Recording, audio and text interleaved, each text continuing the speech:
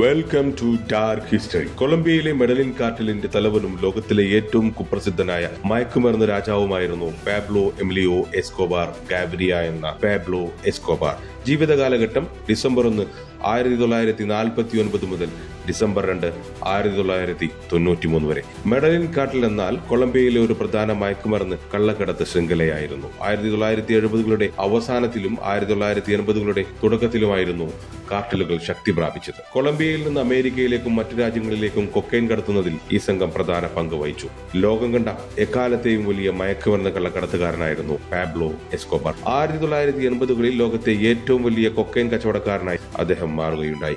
വളരെ പാവപ്പെട്ട ഒരു കുടുംബത്തിൽ ജനിച്ച പാബ്ലോ എസ്കോബാർ വളരെ പെട്ടെന്ന് തന്നെ ലോകത്തിലെ ഏറ്റവും സമ്പന്നനായ ക്രിമിനലായി മാറി.